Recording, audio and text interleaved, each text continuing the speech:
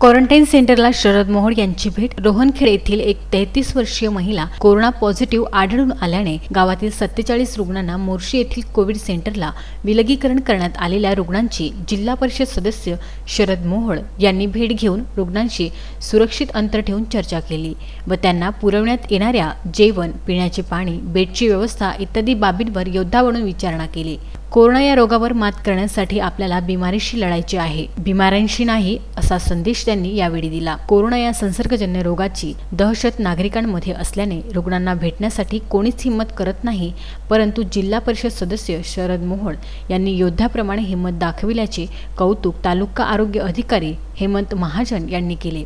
18 जून रोजी पॉझिटिव्ह निघालेल्या या कोरोनाग्रस्त महिलेने पंजाबराव देशमुख कोविड रुग्णालय अमरावती येथे 19 जूनला एका गोंडस बाळाला जन्म दिला। परिणामी मोर्शी येथील कोविड सेंटरमध्ये 47 जणांना क्वारंटाईन करण्यात आलेल्या या महिलेच्या सासूला व पतीला तसेच 8 जणांना लॅबसाठी अमरावती येथील रुग्णालयात पाठवण्यात आले। 20 जूनला जेल रोडवर असलेल्या कोविड सेंटरला विलगीकरण करण्यात आले।